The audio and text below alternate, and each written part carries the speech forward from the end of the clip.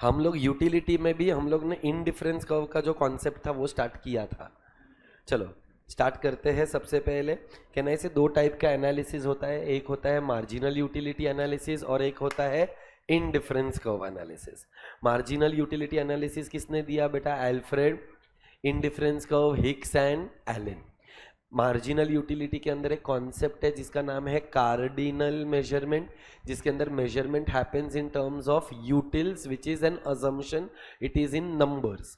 जबकि ordinal measurement के अंदर आता है रैंक्स एंड प्रेफरेंसेस। जब भी मार्जिनल के बारे में बात करते हैं तो दो लॉ है, एक का नाम लॉ ऑफ डीएमयू, एक लॉ का नाम है ईएमयू। डीएमयू में सिंगल कमोडिटी है, डीएमयू में टू और मोर कमोडिटीज है। यस, ईएमयू में ये रहा, इधर लिखा भी है। सिंगल कमोडिटी के अंदर इक्विलिब्रियम कब आएगा? When MU of X is equal to price of X. MU of X मतलब सेटिस्फैक्शन, प्राइस ऑफ एक्स मतलब सैक्रिफाइस। और ईएमयू के अंदर the MU of X upon price of X should be equal to the MU of Y upon the price of Y which should be equal to a constant K. फिर आता है ordinal measurement, जिसके अंदर एक concept है MRS। What was the full form of MRS? Marginal rate of substitution. मतलब हम लोग यहाँ पर कितने कमोडिटीज के बारे में बात कर रहे हैं? एक कमोडिटी के बारे में कि दो कमोडिटी के बारे में? कैसे पता चला दो कमोडिटी? क्योंकि सब्सटीट्यूशन का बात किया। तो अगर हम कुछ खोएंगे तो सामने कुछ पाएंगे in such manner that, very good, that the utility remains the same. Better word, that the level of satisfaction remains the same. ये बराबर। इसके अंदर सबसे पहला कॉन्सेप्ट जो हमने पढ़ा था उसका नाम था स्केल ऑफ प्रेफरेंस। बोलो, स्केल ऑफ प्रेफरेंस में क्या हम लोग रैंक्स दे पाए थे? क्यों दे पाए थे? क्योंकि एक्स और वाई का रिलेशनशिप क्या था? Direct. Higher the combination, higher the combination, higher is the level of satisfaction. Lower the combination of goods, lower is the level of satisfaction. So rank देना possible था। ज्यादा combination of goods को rank, कौन सा rank देंगे अगर combination of goods ज्यादा रहेगा तो? फर्स्ट। लोअर कॉम्बिनेशन रहेगा तो लास्ट। अब एक ऐसा भी कॉन्सेप्ट पढ़ना पड़ेगा जहां पर level of satisfaction remains the same. where does the level of satisfaction remain the same? in the concept of, concept का नाम ही क्या है? ये लिखा क्यों नहीं? लास्ट टाइम में भी यही था। शाबाश। so there is an indifference curve. Indifference curve is for which substitute goods? perfect substitute के imperfect? imperfect substitute का example will be पेप्सी का substitute कोक, लेस का सब्सटीट्यूट बालाजी, फैंटा का सब्सटीट्यूट मिरिंडा। ये बराबर है। अच्छा, अपन ने जो एग्जांपल लिया था क्या नहीं से, वो आइसक्रीम्स और चॉकलेट का लिया था। I love ice chocolates but ice creams are my favourite. So मैं एक दुकान में गया था, उससे एक कॉम्बिनेशन मांगा था, उसके पास आइसक्रीम था ही नहीं। तो अगर आइसक्रीम का कॉम्बिनेशन तो चॉकलेट्स का कंजम्पशन बढ़ाया in such manner that my level of satisfaction remains the same, remains constant. बराबर है। तो देख यहाँ पर अपन ने ये डायग्राम भी बनाया था लास्ट क्लास के अंदर और 5 प्रॉपर्टीज पढ़ा था। आई थिंक मैंने क्लास में ये लिखवाया भी था। चल, सबसे पहला प्रॉपर्टी क्या है? Indifference curves are, why are they downward sloping? Inverse relationship between the two commodities X and Y. दूसरा वाला इनडिफरेंस कर्व्स आर, मैंने तेरे को इसका रीजन लिखवाया है, यहाँ पर लिखा नहीं है, पर क्यों कॉन्वेक्स टू द ओरिजिन है? बिकॉज एमआरएस डिमिनिश है।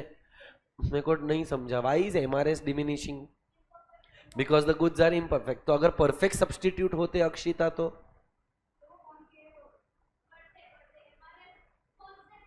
एमआरएस कांस्टेंट रहता ना। अगर परफेक्ट है तो जितना खोएगा उतना पाएगा, तो एमआरएस कांस्टेंट आएगा। तो कब कॉनकेव आएगा, कॉन्वेक्स आएगा कि लीनियर आएगा? लीनियर आएगा। Good job. नेक्स्ट वाला कहना है इसे, higher the indifference curve, higher is the level of satisfaction. Lower the indifference curve, lower is the level of satisfaction. So ये मैंने जो इनडिफरेंस कर्व बनाया कि इनडिफरेंस मैप बनाया? क्यों मैप बोला इसको? More than one indifference curve is called as indifference map. All the red color dots, all the red color dots, one give you the same level of satisfaction. All the blue color dots, same, but मतलब okay, less than 3 but more than 1. हाँ, all the green color dots same but the highest. इसीलिए देख right में क्या लिखा है, IC3 is greater than IC2 is greater than IC1. ये बराबर है. नेक्स्ट वाला, इंडिफरेंस कर्व कैन इंटरसेक्ट के can not intersect, and can they touch the axis के can not touch the axis. I hope you all are clear with that. पक्का. अब ये की बड़ी बड़ी बातें औकात में भी रहना चाहिए ना. तुम लोग तो रईस लोग हो, गरीब तो मैं और वेदांत है. सो वेदांत का आज मजाक भी नहीं उड़ा पाएंगे, अफसोस. अरे हाँ ना, मेरे को तो तेरा टीम में होने का था, सॉरी. सो कैन आई, हाँ नहीं नहीं, ऐसा बेचारा अपना आदमी है. अरे ये भी तेरे टीम में आ गया. हाँ देख, लड़की का चक्कर बाबू भैया. हाँ दिख रहा है मेरे को, मैं समझ रहा हूँ. नहीं पर मैं तो किसी और की स्माइल का बात कर रहा हूँ रे हर्ष. मुझे, मैं देख तेरी तरफ रहा है पर मेरी नजर कहीं और है. तो नहीं, पर मेरे को यहीं पर, अच्छा तुझे यहाँ पर भी इंटरेस्ट है तो मुझे पता नहीं है, बट यहाँ का इंटरेस्ट मुझे दिख रहा है. चल जाने दे. सो एक बजट लाइन का बात करना है, प्राइस लाइन का बात करना है. क्योंकि देख बेटा, खाने में नमक स्वाद अनुसार और खर्चा औकात अनुसार. औकात में भी तो होना चाहिए ना, बजट होना चाहिए. हम कोई भी कमोडिटी उसके प्राइस के बिना तो खरीदते नहीं है. अभी तक अपन ने जितना भी बात किया बेटा, अपन ने तो ऐसे ही अजम्पशन लगा डाला, 1 और 12, 2 और 8, 3 और 6, what ever. nowhere did we consider the budget that a consumer has. कहना इसे, आज के डेट में हर कंज्यूमर का कोई ना कोई एक बजट होता है. कहना इसे, आज के डेट में कोई भी कंज्यूमर जब कमोडिटी खरीदने के लिए जाता है तो वो प्राइस को कंसीडर करके ही खरीदेगा. क्या हो गया बेटा, नहीं किया है? Who is the teacher? तो पढ़ाने देना डैश. अच्छा, बोले बिना ही तुम दोनों को बात कर रहे थे ना डैश. बेटा मैं तो सर हूं ना, मेरे को थोड़ी बोलेगी वाह बेटा तू उसकी बजाय वो चले, वो तेरी बजाय ना चले. नॉनसेंस. ये ना इंसाफी हम सहन नहीं करेंगे वेदांत. तू कर बिंदास, मैं तेरे साथ है. हाँ मैं तेरे साथ है, तू टेंशन मत ले. क्या है रे, गुंडी बनेगी तू? गुंडा है मैं, इस क्लास में एक ही गुंडा हो सकता है, मैं. हाँ तो चुप बैठ, चल धंधे पर ध्यान दे. अब ये बजट कितना रुपये का है? 50. कमोडिटी एक्स और वाई, एक्स का प्राइस 5 रुपया, वाई का प्राइस 10 रुपया. एक्स का प्राइस, वाई का प्राइस. सपोज अगर मैं तेरे को बोलूं कि एक्स का हम लोगों ने 0 यूनिट्स कंज्यूम किया, तो how much units of Y. अरे इसकी भैंस की पूछ, ये भी नहीं चल रहे. रुक जा.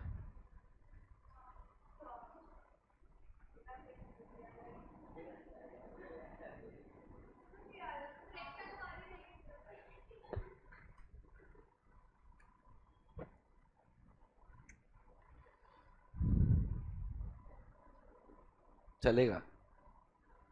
व्हाट द, अरे काहे ऐसा कर रहे हो हमारे साथ?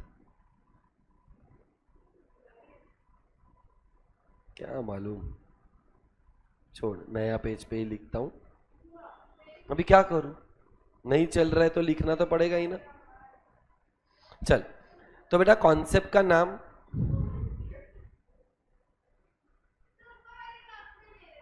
अरे डैश,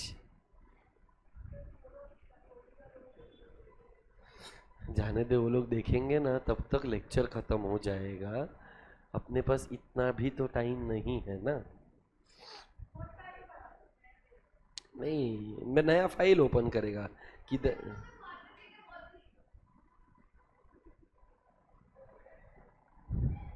बेटा कुछ चीजें बोलने की जरूरत नहीं होती है, अंडरस्टूड होती है। अरे क्या हो गया इसको आज? अरे भगवान, पर वो इरेज करो, इतना मगजमारी कौन करेगा दीदी? 200 पेज का। इधर चल जाना भाई। हाँ,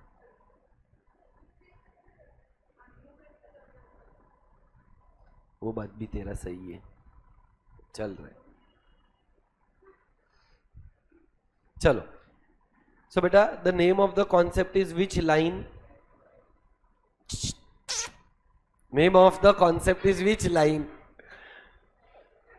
बजट लाइन भी बोलते हैं निकिता। सो कहने से बजट लाइन बोल या तो प्राइस लाइन। मतलब हर एक कंज्यूमर के अंदर कितने कंस्ट्रेंट्स है? दो। पहला कंस्ट्रेंट किस बात का है और दूसरा कंस्ट्रेंट किस बात का है? प्राइस। तो प्राइस ऑफ एक्स हमने कितना लिया था?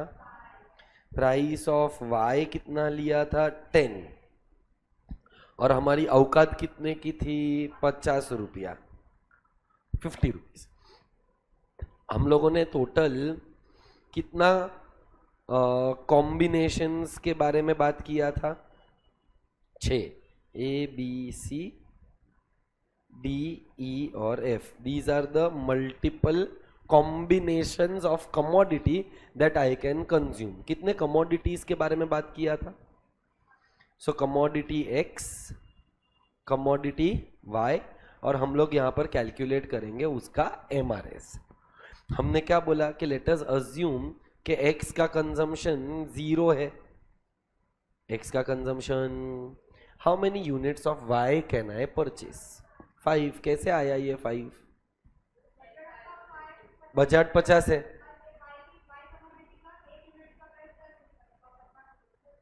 सो 50 डिवाइडेड बाय 10 किया तो आंसर 5 आया।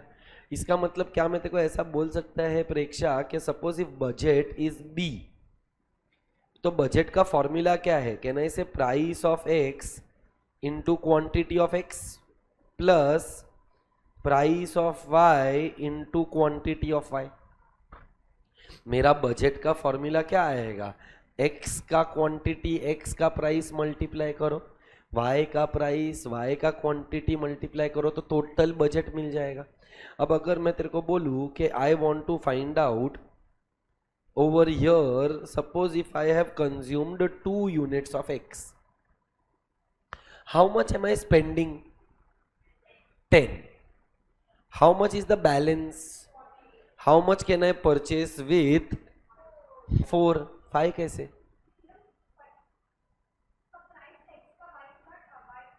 आराम से।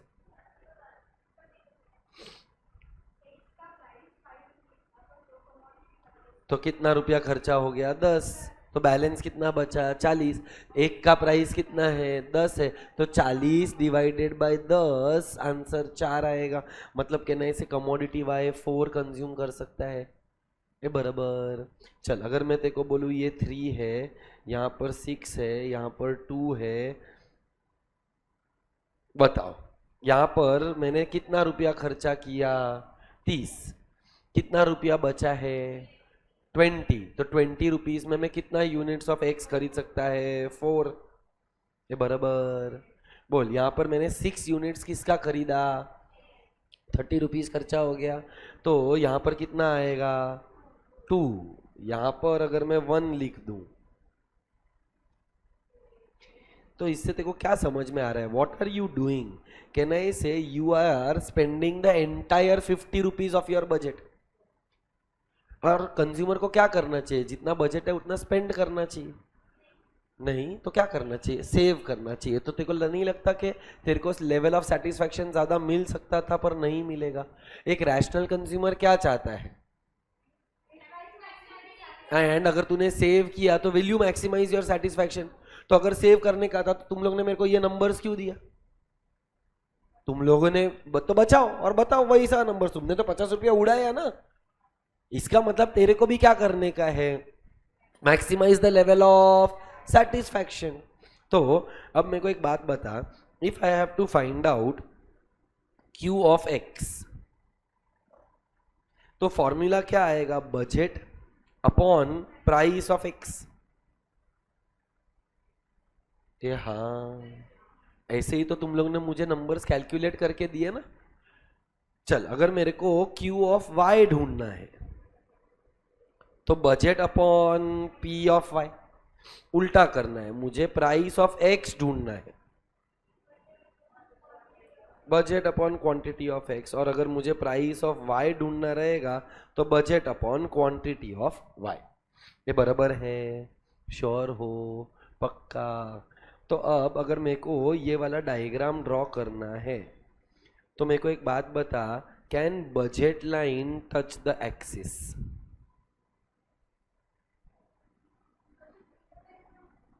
कुछ भी बोल रही है तू, थोड़ा सोच समझ के बोल। बजट जीरो कैसा हुआ? बजट तो है ही ना मेरा, मैंने स्पेंड तो किया।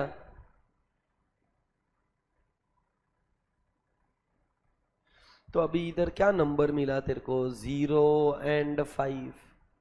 When x coordinate is 0, it touches the y axis। यार मैथ्स भी पढ़ना पड़ेगा, ऐसा फीलिंग आ रहा है मेरे को, लग नहीं रहा है। सो कैन आई से यहाँ पर मेरा ए कॉम्बिनेशन ऑफ गुड्स है। ए कॉम्बिनेशन ऑफ गुड्स पे कितना आएगा? 0,5। हाँ बोल, यहाँ पर बी सी डी ई और एफ, ऐसे टोटल मेरे 6 कॉम्बिनेशंस बनेंगे। यहाँ पर कितना आएगा? ये कौन सा कॉम्बिनेशन? बी। तो बी कॉम्बिनेशन में कितना है? 2,4। यहाँ पर सी डी ई और एफ, ये आएगा 4,3, ये आएगा 6,2, ये आएगा 8,1 और ये आएगा 10,0। ये बराबर? बोल बेटा, 10,0 है।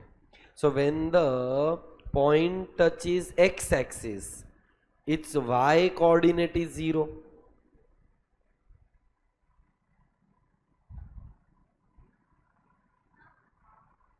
When the point touches y axis,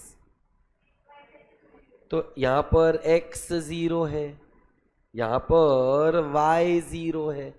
तो अब मेरे को बता, point a b c d e f, इसमें से कौन सा पॉइंट चूज करूं कि सारे सेम एक्सपेंडिचर है? सेम एक्सपेंडिचर है मतलब सारे ही बजट लाइन पर है, मतलब इसमें से मैं कोई भी पॉइंट सिलेक्ट कर सकता है। ये बराबर? Can I select this point z which is outside the budget line with combination 4 and 6? क्यों? क्योंकि वो अपने औकात के बाहर है। देख बेटा, जिंदगी का एक उसूल समझो, औकात के बाहर जाने का नहीं, औकात के अंदर रहने का नहीं, औकात में रहने का। मतलब you should be outside the budget line, inside the budget line, के ऑन द बजट लाइन। अच्छा, अगर इनसाइड द बजट लाइन का बात करूं तो कहना ऐसे, ये पॉइंट यू मिनिमम भी होगा और अपना बजट भी पूरा यूटिलाइज नहीं होएगा। Should we be at this point? बता कितना रुपया खर्चा हो रहा है? कैसे 40 आया? सर 2 यूनिट एक्स का खाया, मतलब 2 × 5 10, 3 × 10 30। मेरा बजट कितना था? 50, पर मैंने कंज्यूम कितना किया? 40। 10 रुपया और मैं खर्चा कर सकता था पर किया नहीं, results into under utilisation. Z में कितना खर्चा हो रहा है? 80, वो मेरे औकात के बाहर है। सो बेटा, औकात के अंदर रहने का नहीं, औकात के बाहर जाने का नहीं, औकात में रहने का। Are we clear with that? Are you sure? बता मेरे को यहाँ पर MRS क्या आएगा? What is the formula for MRS? वो तो अलग बात है, but can I say delta Y upon delta X was the formula? Change in Y upon change in X. कितने से वाई चेंज हो रहा है? 1 अपॉन कितना? तो तेरा MRS कितना आया? 1/2। यहाँ अच्छा, अब अगर मैं तेरे को बोलूँ, तूने अब भी जस्ट मेरे साथ एक पॉइंट डिस्कस किया, sir price of X upon price of Y is equal to 5/10। Price of X 5 रुपया, प्राइस ऑफ वाई 10 रुपया, तो P of X upon P of Y कितना आया? 1/2।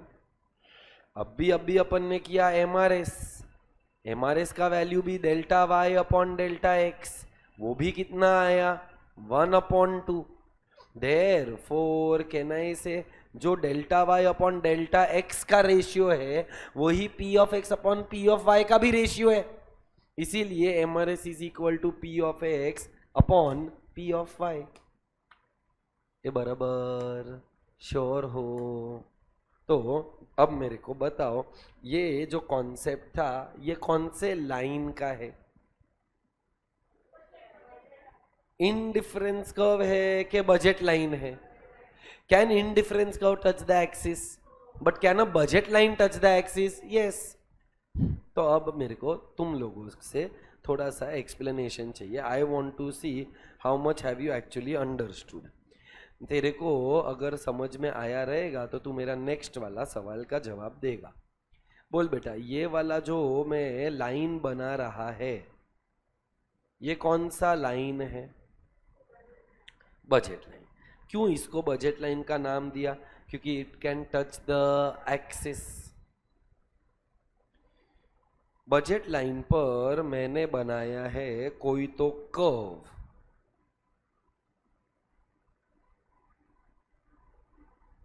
कौन सा कर्व्स है ये? एक है? कितने? मैप है। तो कहना है से ये IC1, IC2, IC3, IC4, IC5, हाँ के ना?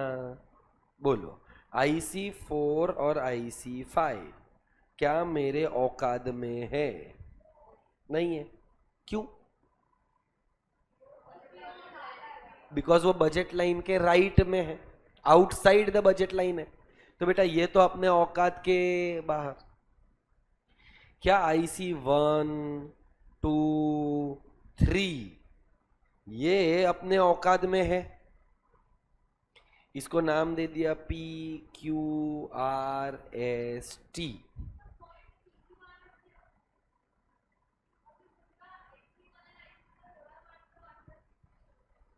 क्या पॉइंट P IC1 पर है?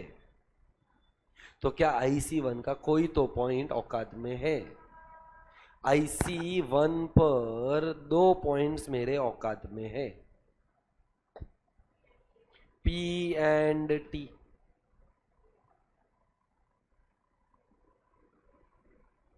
IC2 पर we have Q and R, sorry S। और IC3 पर there is a point R। PQRST सब बजट में है, कौन सा वाला सिलेक्ट करो? कोई भी। Very good.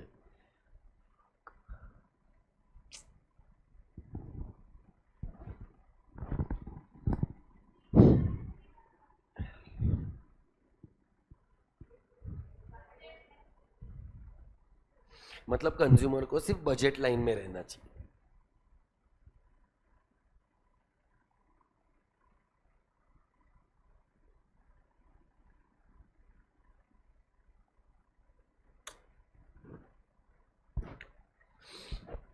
Property number 3 of indifference curve says higher the indifference curve, higher is the level of satisfaction. नहीं नहीं, ले ले कोई भी PQRST ले लो ना, एक जन का दिमाग नहीं चलाइए बैच में, not even a single person had the brains to tell that it should have been point R. तो आप ये कहना चाहते हो कि सिर्फ कंज्यूमर को अपने औकात में रहना चाहिए? आई अग्री, औकात में तो रहना ही चाहिए, बट औकात में रहने के साथ साथ एक कंज्यूमर क्या चाहता है, लोअर लेवल ऑफ सेटिस्फैक्शन के हायर। तू बोलती है पॉइंट P ले लो, Q ले लो, S ले लो, T ले लो, but they are on a lower indifference curve, and if a point is on a lower indifference curve, the level of satisfaction will also be lower. Then how can we select IC1? Should we select IC1? Should we select IC2? We should select IC. Why? Because P, Q, R, S, T budget में तो सभी है, but P and T will give lesser satisfaction than Q and S. Q and S will give lesser satisfaction than point R. Lecture का पहला 5 minute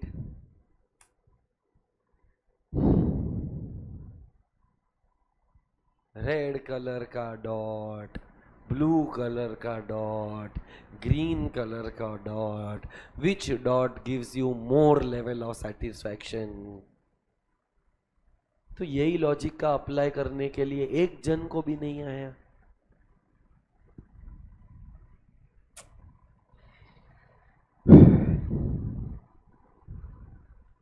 So, where is a consumer at equilibrium? At the point where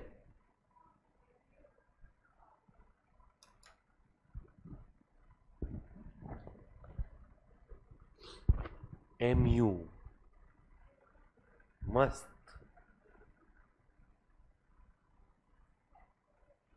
क्या पढ़ा रहा हूँ, क्या बोल रही है, थोड़ा वापर। क्या ये मार्जिनल यूटिलिटी एनालिसिस है? तो अब भी तूने मेरे को बोला where are you going to consume in this diagram, P Q R S T, कौन सा पॉइंट R, कौन सा इंडिफरेंस कर्व।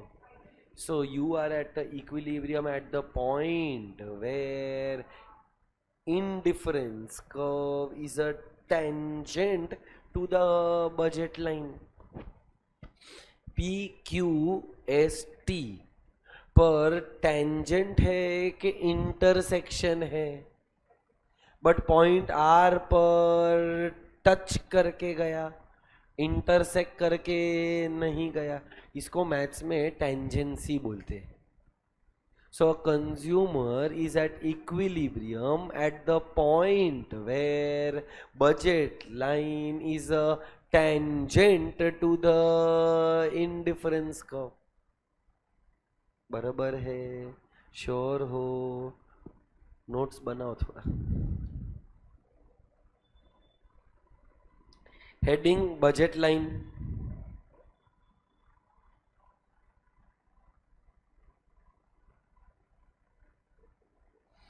हाँ बेटा, heading budget line.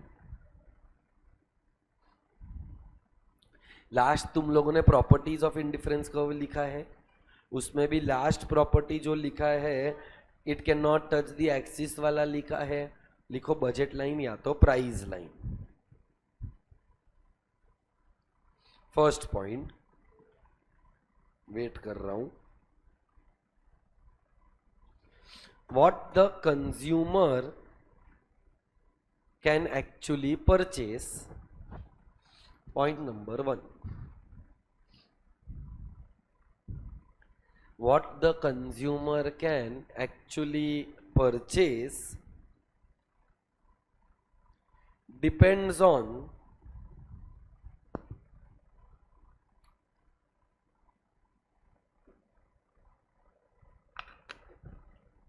money income and price of the two commodities.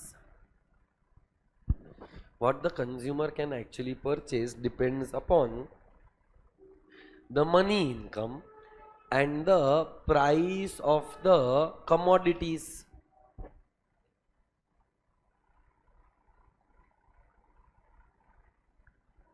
Next point.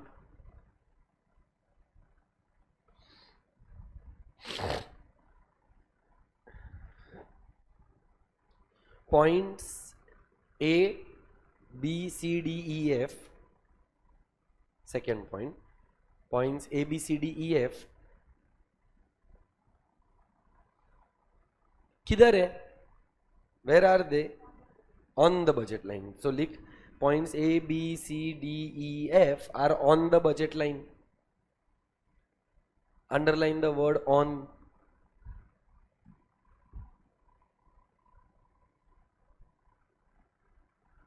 ये क्या represent कर रहा है? कंज्यूमर अपनी औकात से ज्यादा खर्चा कर रहा है, अपनी औकात से कम खर्चा कर रहा है, कि जितना औकात है उतना खर्चा कर रहा है? Comma, this represents the consumer is spending his entire money income. This represents that the consumer is spending his entire money income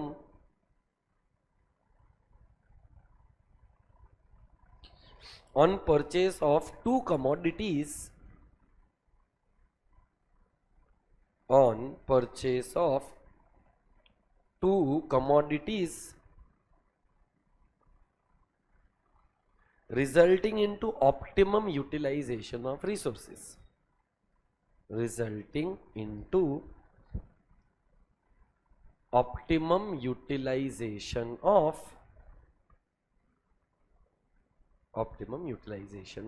resources.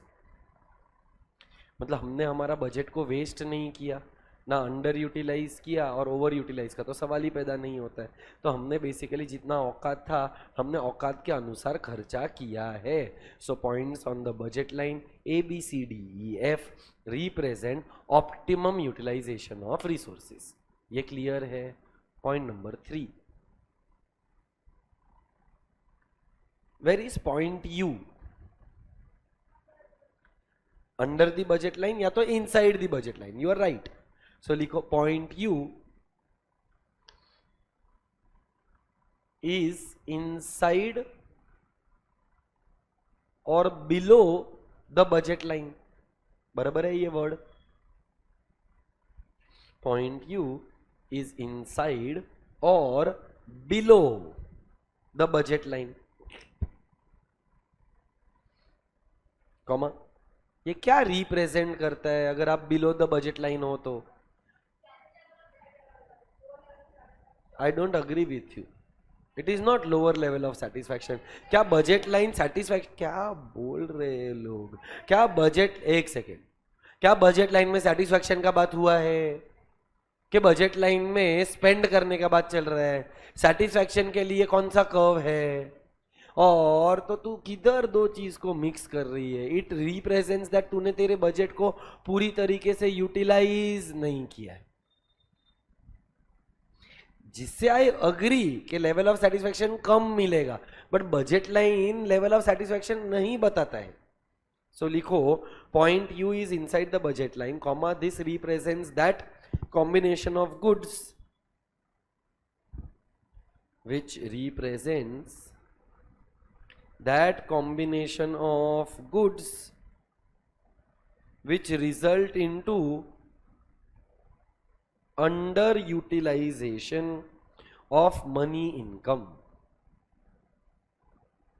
which results into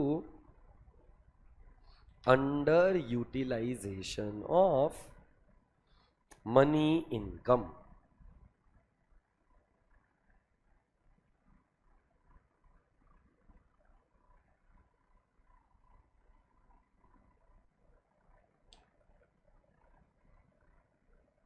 यही पॉइंट को कंटिन्यू करके नेक्स्ट लाइन में लिखना. पॉइंट सेम ही है, सिर्फ next line में लिखवा रहा हूं. A point below the budget line represents, a point below the budget line represents combination of goods which cost more than consumer income के less than consumer income? पक्का? Which cost less than the consumer's income. Which cost less than the consumer's income. अब बेटा एक ही point बचा. कौन सा point बचा? Above वाला. और अबव वाला है, इसका मतलब वो इनसाइड द बजट लाइन है कि आउटसाइड है? वो हमारे औकात में लिखो. Fourth point. फोर्थ है ना? लिख. पॉइंट Z इज आउटसाइड और above the budget line.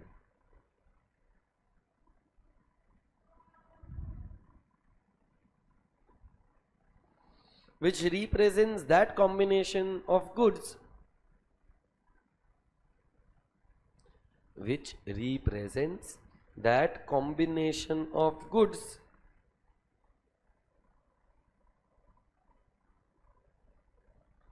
which is outside the consumer's budget. Which represents that combination of goods which is outside the consumer's budget. उसके बाद I want you all to leave space for this budget line वाला table और diagram. जिसको जितना जगह छोड़ने का है छोड़ सकता है. Approximately half a page to 3/4 page लगेगा. इतना है. छोड़ा जगह. नेक्स्ट हेडिंग दे बेटा, कंज्यूमर इक्विलिब्रियम. हमने consumer equilibrium marginal utility analysis में भी पढ़ा था और यहां पर भी पढ़ रहे. अगर एनालिसिस अलग है तो कॉन्सेप्ट भले ही सेम रहेगा बट उसका अंडरस्टैंडिंग अलग हो जाएगा. वहां पर MU of X was equal to price of X, पर यहां पर तो मार्जिनल यूटिलिटी है ही नहीं. तो अपने को इक्विलिब्रियम किधर मिला? टेंजेंसी वाले पॉइंट पर मिला. So please understand the difference between marginal utility analysis and ordinal analysis, that is ranks and preferences या इंडिफरेंस को. लिखो इसके अंदर first point, the point eight which consumer reaches, the point at which the consumer reaches optimum utility or satisfaction, the point at which the consumer reaches optimum utility or satisfaction from the goods and services purchased, from the goods and services purchased, given the constraint purchased, given the constraint of budget and price. Given the constraint of budget and price. कहना इसे हर एक consumer का दो limitations है. एक उसका budget limited है और दूसरा प्राइस उसके लिए एक कंस्ट्रेंट. सेकेंड पॉइंट बेटा, हम ये जो पूरा एनालिसिस कर रहे हैं वो क्या अजम्पशन पर बेस्ड है कि कंज्यूमर को पैसा बचाने का है कि कंज्यूमर को मैक्सिमम सेटिस्फैक्शन चाहिए? This theory is based on that assumption. So second point लिख, this is an assumption that consumer,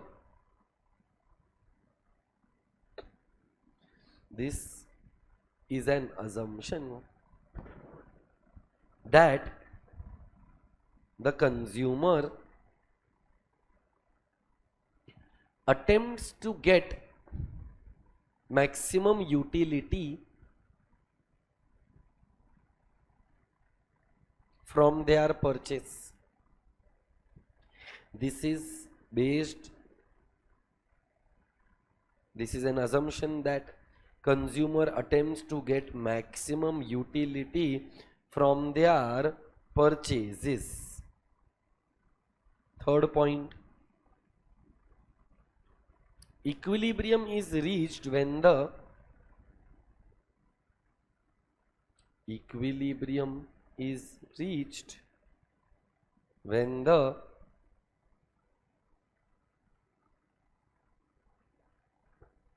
consumer purchases that combination of goods. Equilibrium is reached when the consumer purchases that combination of goods which best meet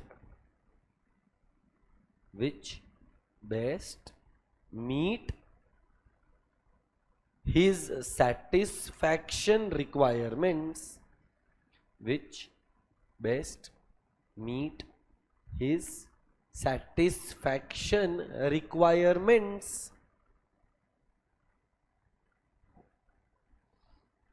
given the financial constraints. Given the financial constraints.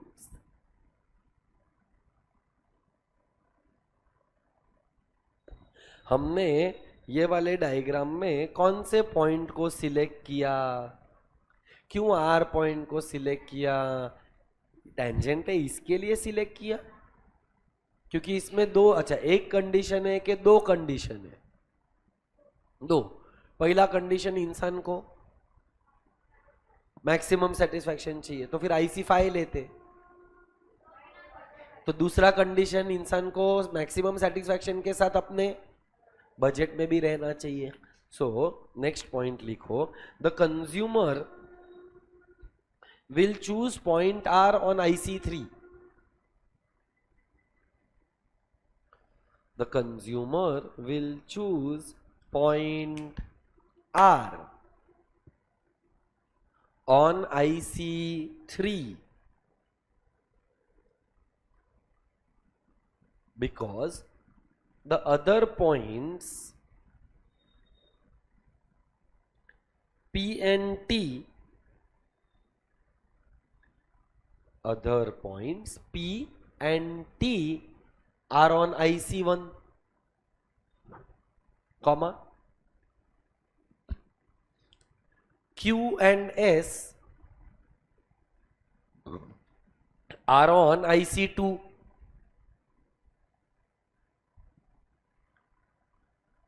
which are on a lower indifference curve as compared to IC3, which are on a lower indifference curve as compared to IC3.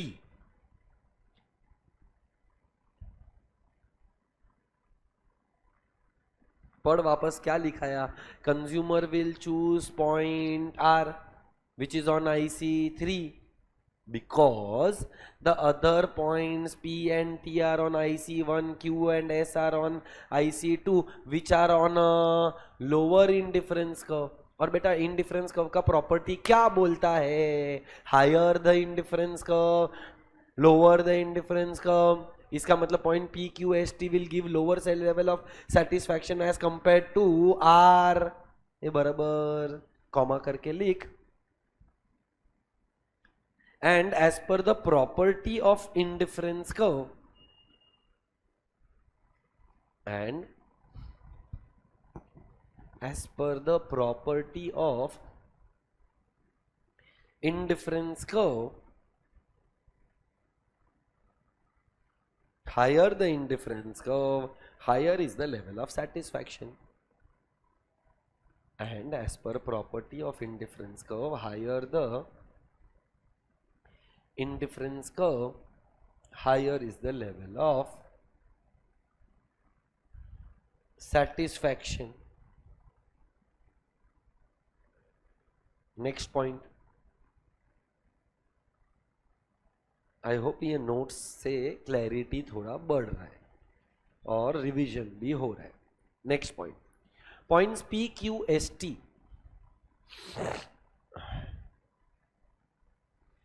Points P Q S T, क्या वो अपना budget utilise कर रहा है कि नहीं कर रहा है? देख जरा डायग्राम में.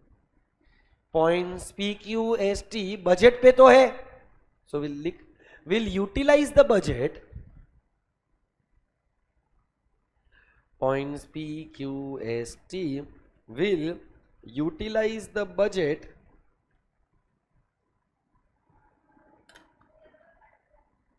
करेक्ट है वो, मैं बताता हूं अभी. Why will they utilize the budget? Because they are on the budget line. As they are on the budget line, points P, Q, S, T will utilize the budget as they are on the budget line. But क्या बोल रही थी तू? They will give why lower level of satisfaction? Because they are on a lower indifference. लिख दे. But they will give lesser level of satisfaction. But they will give lesser level of satisfaction as compared to point R,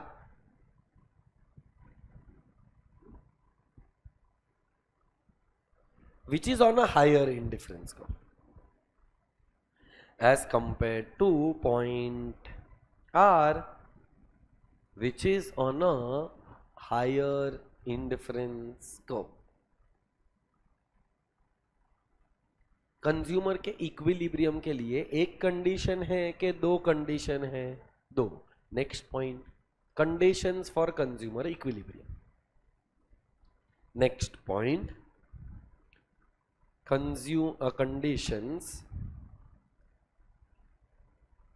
for consumer equilibrium. First condition A. Next line में तुम लोग ही मेरे को बताओ, what are the two conditions? So perfect, पहला A वाला लिख दे, the consumer should be on the budget line.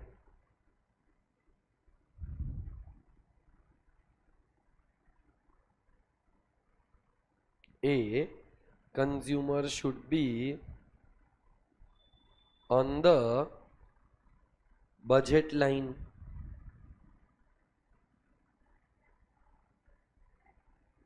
Indifference curve should be a tangent के budget line should be a tangent? क्योंकि एक स्ट्रेट लाइन वाला होता है. वैसे तू बोल सकती है, जो तू बोल रही है वो 100% इनकरेक्ट भी नहीं है, but the technical language is incorrect. So B वाला पॉइंट लिख. क्या बोलने का था मेरे को? लिख दो वो वाला बजट लाइन, बी वाला point. The consumer should be, नहीं, the consumer should be on a higher indifference curve लिख. द कंज्यूमर शुड बी, देख पहला कंडीशन क्या है कि तेरे को बजट लाइन में रहना है. दूसरा कंडीशन क्या है कि तेरे को हायर लेवल ऑफ सेटिस्फैक्शन के लिए हायर इंडिफरेंस कर्व. अब इक्विलिब्रियम किधर आएगा उसके लिए मैं वो टेंजेंट वाला पॉइंट लिख पाएगा. So condition number 1, the consumer should be on the budget line. Condition number 2, the consumer should be on a higher indifference curve. ये बराबर है. Next,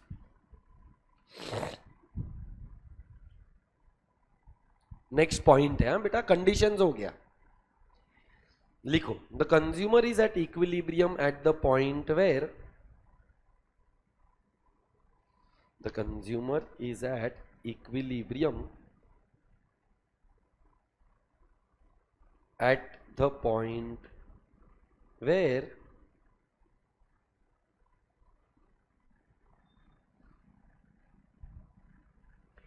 budget line is a tangent to indifference curve. The consumer is at equilibrium at the point where budget line is a tangent to indifference curve. And the last point, to maximize utility, बेटा हमने हमारे utility को maximise करने के लिए कौन सा point को सिलेक्ट किया? P Q R S T R. So to maximise utility a consumer chooses a combination of goods.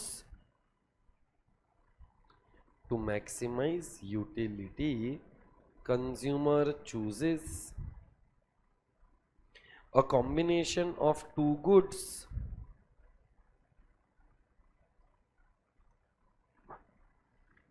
at which indifference curve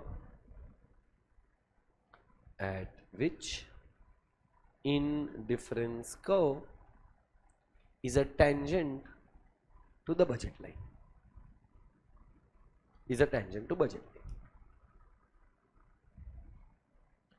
तूने मेरा लैंग्वेज पढ़, क्या लिखवाया मैंने? To get at that point, to maximise utility और to maximise satisfaction, consumer ने एक ऐसा पॉइंट सिलेक्ट किया जहां पर indifference curve is a tangent to budget line. और उसके पहले वाले में consumer is at equilibrium at the point where budget line is a tangent to the indifference curve. तो basically it is just the point of view और the language that you are using. Are we clear with that? पक्का? अब ये chapter almost खत्म हो चुका है. इसके दो छोटे से कॉन्सेप्ट है जो मैंने बोर्ड पर लिखे हैं, after which you are suppose to solve MCQs and that should be it for the day. इसमें से आधा तो तुमको ऑलरेडी आता है. एक्सेप्शंस टू इनडिफरेंस को, पहला एक्सेप्शन का नाम क्या लिखा? परफेक्ट सब्सटीट्यूट गुड्स रहेगा तो उसका marginal rate of substitution constant रहेगा, और अगर marginal rate of substitution constant रहेगा तो कर्व लीनियर आएगा. क्या ये मेरे को वापस समझाने का जरूरत है? Are we clear with that? अच्छा, अगर एक होता है परफेक्ट सब्सटीट्यूट तो दूसरा होता है परफेक्ट कॉम्प्लीमेंट्री गुड्स. का example is right shoe and left shoe. सच्ची पहला बात कहना है इसे, लाइफ के अंदर कोई चीज परफेक्ट सब्सटीट्यूट और परफेक्ट कॉम्प्लीमेंट्री गुड बहुत हाईली हाइपोथेटिकल एग्जांपल है. रियलिटी में तो गुड्स इम्परफेक्ट सब्सटीट्यूट्स होते हैं, इम्परफेक्ट कॉम्प्लीमेंट्री गुड्स होते हैं. तो अगर मैं तेरे को बोलूं, थोड़ा ध्यान देना पड़ेगा कि नहीं से right shoe and left shoe both are perfect substitute. Wow wow wow, substitute है. मतलब मैं राइट के जगह पर लेफ्ट पहनेगा, लेफ्ट के जगह पर राइट पहनेगा, मैं एक दूसरे को सब्सटीट्यूट कर डालेगा और चलेगा कैसा? श्रीवल्ली की तरह झुकेगा. नहीं साला लंगड़ा हो गया. अरे तो सब तड़ी पारी हो चुके हो ऐसा लग रहा है मेरे को. बेटा परफेक्ट कॉम्प्लीमेंट्री है. How can a right shoe be a substitute to a left shoe? They are perfect complementary. अब मेरा एक सवाल है, suppose if I have one pair of right shoe and one pair of left shoe, मतलब दोनों एक एक है, और इसकी जगह पर मेरे पास एक कॉम्बिनेशन है विच इज 5 and 1. 5 राइट शू है, एक लेफ्ट शू है. क्या मेरे को ज्यादा सेटिस्फैक्शन मिलेगा? एक ज्यादा है ना, ज्यादा मस्त. Will I get more level of satisfaction के सेम? जितना सेटिस्फैक्शन मुझे वन लेफ्ट शू वन राइट शू दे रहा है, ये रिपीट कर, जितना सेटिस्फैक्शन मेरे को वन लेफ्ट शू वन राइट शू दे रहा है, उतना ही सेटिस्फैक्शन 5 and 1 देगा. मतलब कहना है इसे, देख मैंने यहां पर एक एग्जांपल बनाकर रखा है, ABCDE. राइट शू कांस्टेंट है, राइट शू 1 ही है, लेफ्ट का कॉम्बिनेशन बढ़ा दिया तो क्या मेरा लेवल ऑफ सेटिस्फैक्शन चेंज होएगा कि कांस्टेंट रहेगा? इसीलिए अगर तू कर्व देखेगा तो it is a horizontal line parallel to X axis, जबकि यहां पर it will be a vertical line parallel to X axis. अभी वाई एक्सिस. अब इन दोनों को तू ज्वाइन करेगा या करेगी तो शेप कैसा बनेगा? एल. एक हॉरिजॉन्टल लाइन, एक वर्टिकल लाइन, कैसी दिखती है? L shaped curve. सो बेटा परफेक्ट कॉम्प्लीमेंट्री गुड्स के लिए what is the shape? L. Perfect substitute goods के लिए what is the shape? Linear. बराबर। अच्छा, दो मेजरमेंट था, एक का नाम क्या था? कार्डिनल, और एक का नाम ऑर्डिनल। देख जरा, क्या तेरे को लॉ ऑफ ईएमयू याद आ रहा है? Law of EMU cardinal measurement है क्या? लॉ ऑफ ईएमयू का formula MU of X upon P of X equal to MU of Y upon P of Y था। मैंने एमयू को साथ में लाया, पी को साथ में लाया, तो फॉर्मूला बन गया MU of X upon MU of Y which is equal to price of X upon price of Y. Do you agree with that? So ये मेरा EMU के लिए एक री रिटर्न स्टेटमेंट।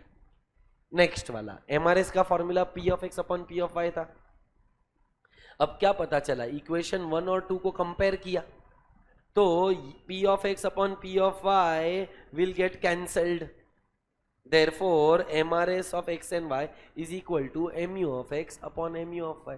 बेटा MRS कौन सा मेजरमेंट? कौन सा मेजरमेंट पूछा मैंने? ऑर्डिनल है। हाँ, और P MU of X MU of Y cardinal है, तो मैंने इन दोनों को क्या कर दिया? कंपैरिजन।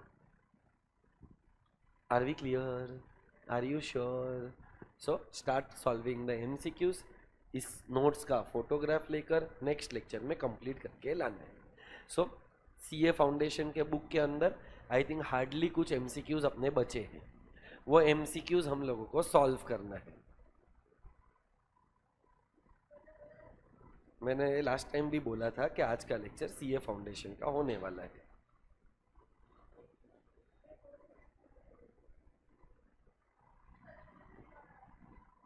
यस, मैं ग्रुप पे टेक्स्ट बुक भेज देता हूँ।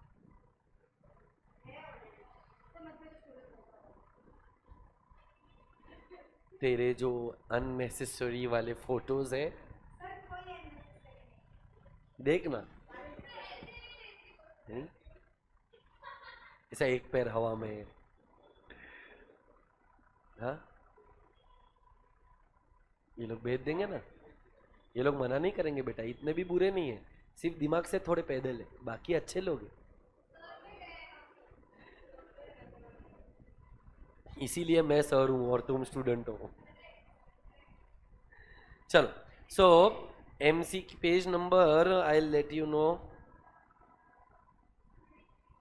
23। बेटा वो तो कितने सारे MCQs तो हो चुके हैं अपने। आई थिंक क्वेश्चन 1 से लेकर क्वेश्चन 66 तक we are done with all MCQs। 72 66 तक हो गए हैं। Okay, so solve question number 61, 62, 61, 62, 63, 64, 66, 67, 68, 69, 70, 71। 72 हुआ है, 72 भी करो। 73, 74, आर वी डन विथ 75? 75 भी कर ले। आई बिलीव 76 से हुआ है।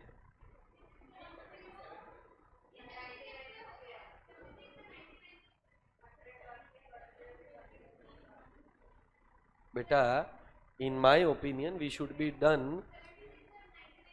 ये बोल रही है 76 से 99 हो चुका है, मेरे को भी यही फीलिंग है। तो या तो आप वो लेक्चर में एब्सेंट रहोगे या तो आपने मार्क नहीं किया रहेगा, पर जहाँ तक मुझे याद है मैंने ये सारे MCQ सॉल्व किए थे। ठीक है, अब डायरेक्टली आई थिंक मेरे हिसाब से क्वेश्चन 100 बाकी है। 100 फिलहाल नहीं होगा, 100 को रहने दे। 103, 104 बाकी है। ओके, देख लेना एक बार, मेरे को लग रहा है हो जाना चाहिए था ये तो। 103, 104 पॉसिबल ही नहीं है 109 नहीं हुआ रहेगा, पहले लेक्चर में हुआ है ये।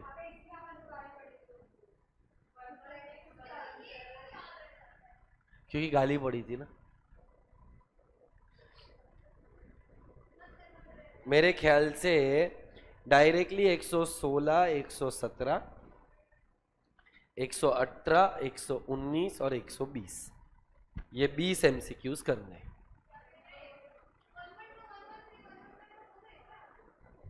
Yes madam.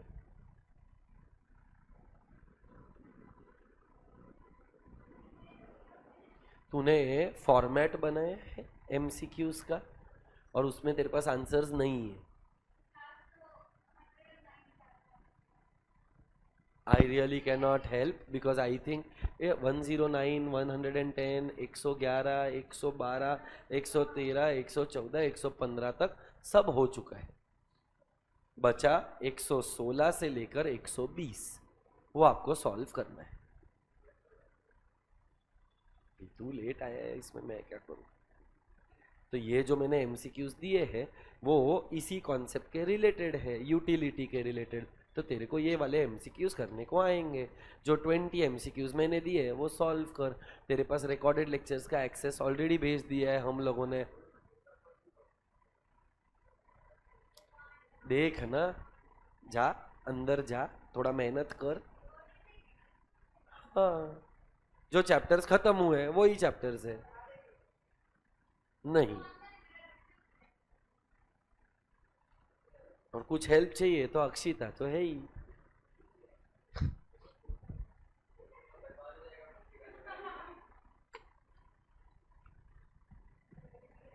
Start solving. I will start the discussion at 10 o'clock. बेटा 61 से लेकर 75 तक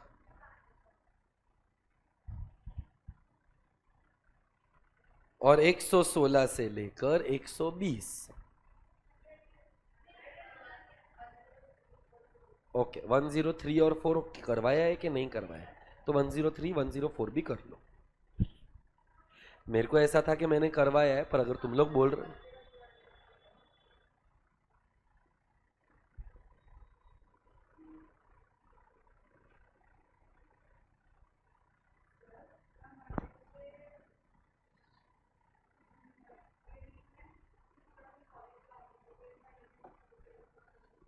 चले, होपफुली यस। आई थिंक आज के डेट में तो ऐसे ही हो रहा है ना, मोस्टली सारे रिकॉर्डेड लेक्चर्स शाम तक तो आ ही जाते हैं। तो कोशिश तो वही है, but see I cannot commit कमिट यू कि वही दिन पर आएगा, because there are 4 branches, multiple batches, new batches are starting, FYJC का बैच, इंटर का बैच। तो कई बार जो टेक्निकल टीम वाले बंदे होते हैं वो लोग शायद नहीं कर पाते हैं। So positively it will be same day.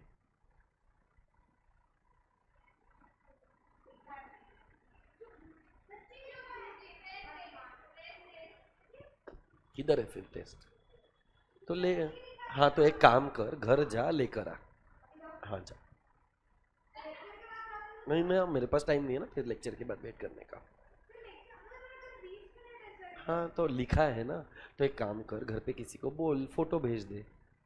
Paper किधर रहेगा वो तो दिख जाएगा, जितना भी पेपर लिखा रहेगा। हाँ चलेगा, बुक का फोटो भेज दे।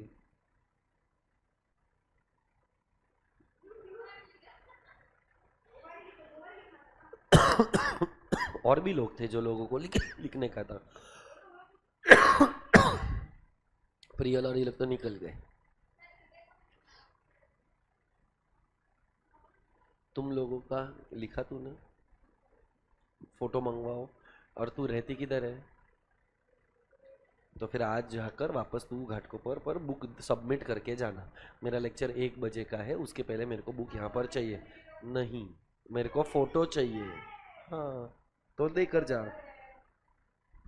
तो आएगा ना, अभी का अभी थोड़ी मांग रहा हूँ। 10:30 तक तो मैं तेरे साथ ही है, 10:30 के पहले तो कोई ना कोई मैसेज पढ़ ही लेगा। अभी उसके घर पे कोई नहीं है, इसके लिए उसको बोला बुक सबमिट करने के लिए, वरना मैं उसको भी फोटो ही बोलता।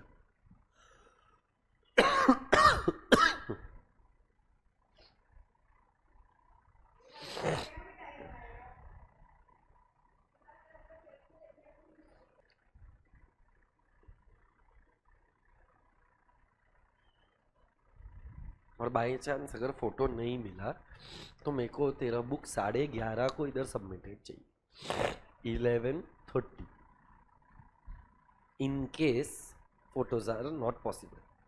क्योंकि मेरे को नहीं चाहिए कि तू अननेसेसरी वापस जाए वापस आए, it is going to be an hassle. और 2 बार का चाहिए मेरे को फोटो, 1 बार का नहीं।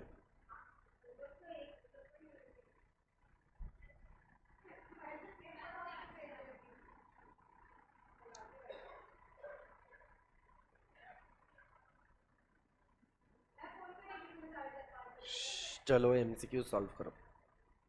I want to start the discussion at 10 o'clock. There are 20 MCQs plus that you are supposed to solve.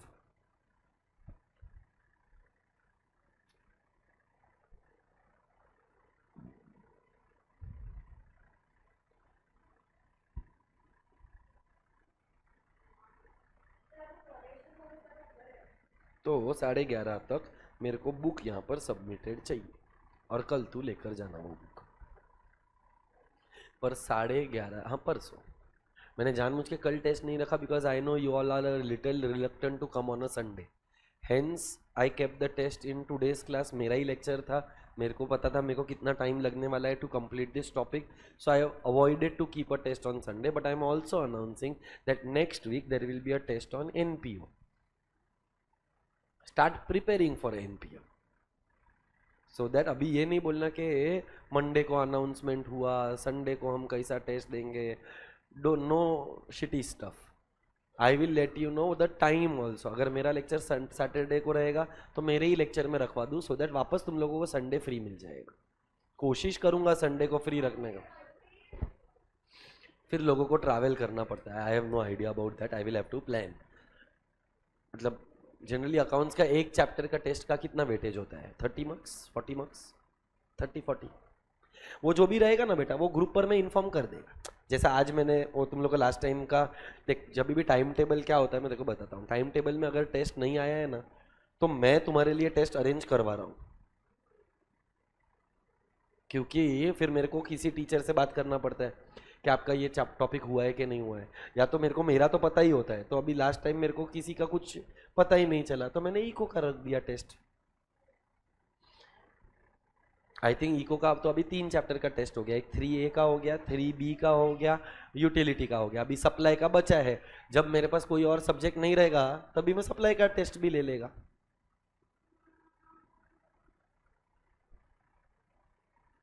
Preksha mobile रख दे और एमसीक्यू सॉल्व कर। अरे सॉरी, मेरे को लगा तू कुछ पढ़ रही थी ना, तो मेरे को लगा चैट पढ़ रही थी, फिर अभी रियलाइज हुआ कि तू तो एमसीक्यू पढ़ रही थी। सॉरी।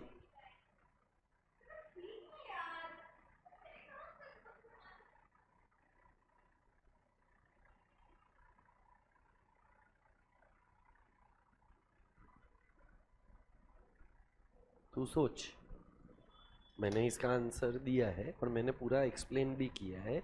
इसके लिए तेरे को कंज्यूमर सरप्लस का कॉन्सेप्ट आना चाहिए, नहीं आता है तो ये सॉल्व नहीं कर पाएगी। मैंने तेरे को एवरेज रेवेन्यू कर्व क्या, एवरेज रेवेन्यू क्या होता है ये भी पढ़ाया है, मार्जिनल रेवेन्यू क्या होता है ये भी पढ़ाया है। अब मतलब प्रेक्षा, आई हैव हैड, मतलब मेरे को ऐसा लग रहा है ना कि तेरा बस दिमागी नहीं है।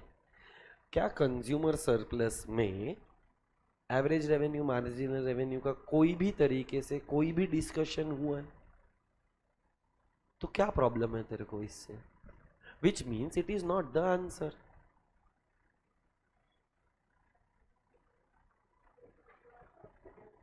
करेक्ट, कितना अच्छे से एक्सप्लेन है।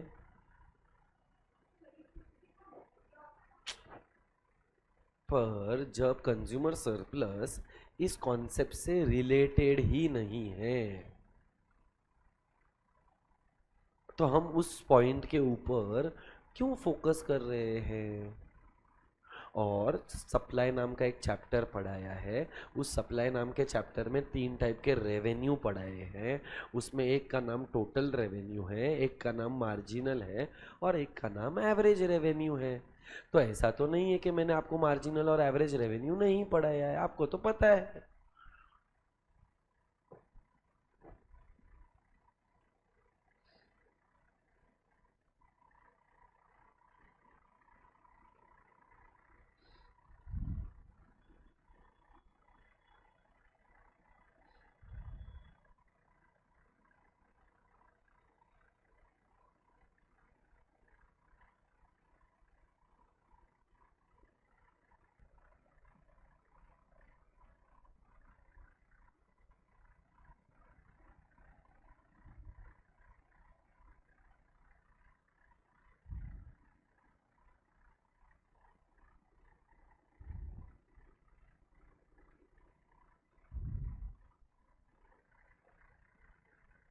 टेस्ट देने के लिए आया है कि हो गया? ए सुन हृदय, हृदय, 2 टाइम टेस्ट लिखने का था। वो तेरा प्रॉब्लम है, मेरा प्रॉब्लम नहीं है। बैठ इधर आज और लिख टेस्ट। मैं 1 बजे आएगा तभी मेरे को चाहिए। मत जा, मैं तेरे पेरेंट्स से बात करूँ, बात करवा। मत मत जा। तो तूने 1 हफ्ते के अंदर या 2 हफ्ते के अंदर क्यों नहीं कंप्लीट किया? तूने टेस्ट नहीं दिया, वो तेरा गलती है। तूने पेपर कंप्लीट नहीं किया, वो तेरा गलती है।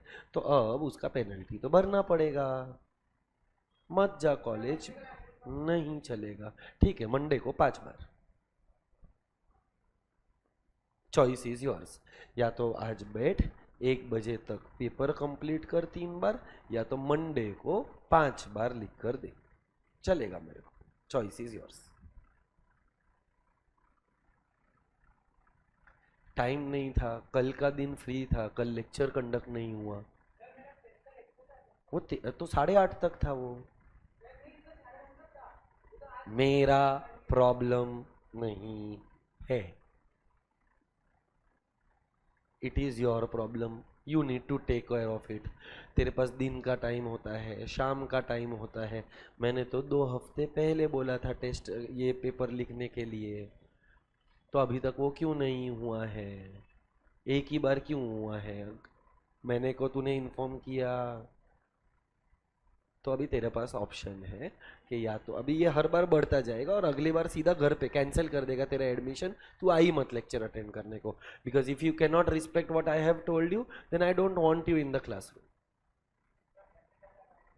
5 बार मंडे तक, 5 बार मंडे तक। अभी बढ़ेगा, अगर एक और बार तूने रिक्वेस्ट किया तो 6 हो जाएगा। तो या तो अभी बैठ, 1 बजे तक लिख, सबमिट कर। कॉलेज कितने बजे होता है? 12 बजे तो कोई कॉलेज होता नहीं है। किधर है तेरा कॉलेज? कौन सा कॉलेज है? तो मीठी भाई, इधर से ना मेट्रो में 15 मिनट लगेगा तेरे को अंधेरी जाने के लिए। हाँ, वहाँ से रिक्शा में जा आज, अभी तो 10 ही बजा है, कॉलेज 12 बजे का है। या तो मंडे को 5 बार लिख कर दे, चॉइस तेरा है। कभी देगा? कितनी बार देगा? 5।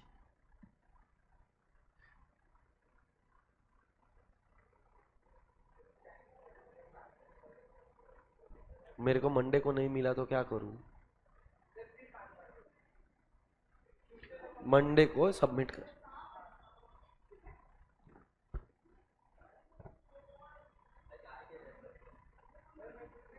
देखा मैं, जा।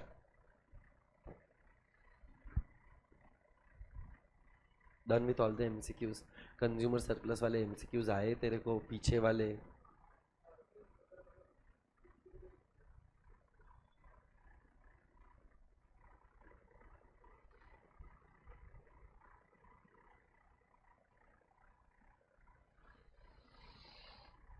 सबका हो गया है तो I can start with the discussion.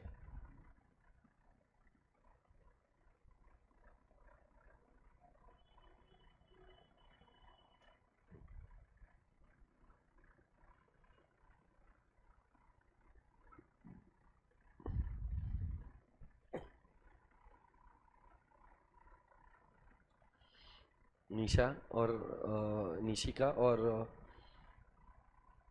Nishika ना, हाँ, निशिका और ये मेरे को 11:30 तक बुक सबमिटेड चाहिए। 12 लिखा है तो बस।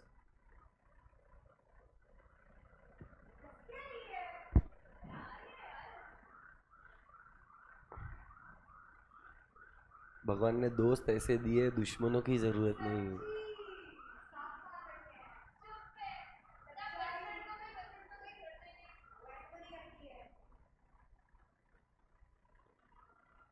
वो तो प्रोटेक्ट करती उसको।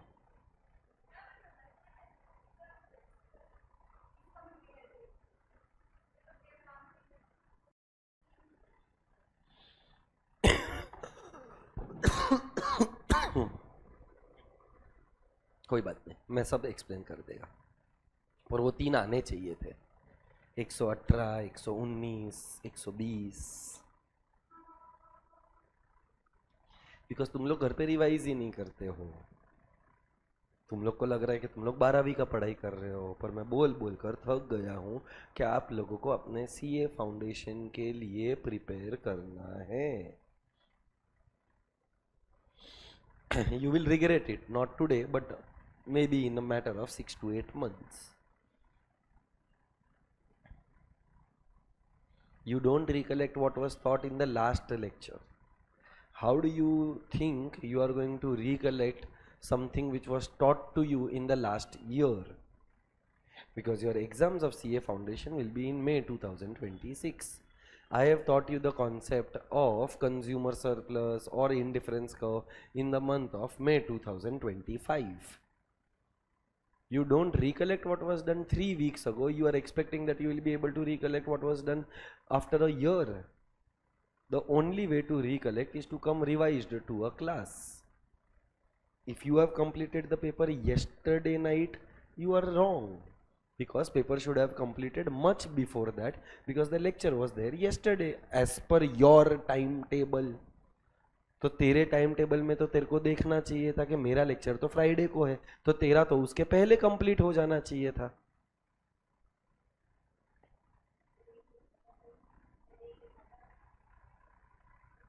पहली बात तो ये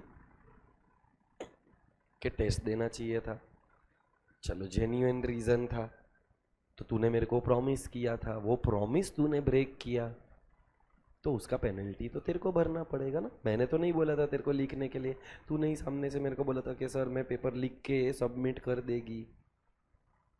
फिर किधर है सिंसियरनेस?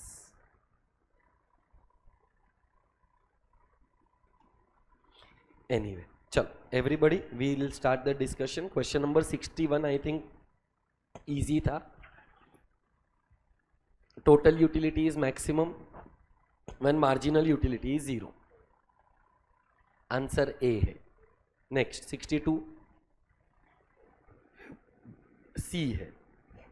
Next 63 it is the difference between the maximum amount a person is willing to pay minus the market price, so answer आएगा सी।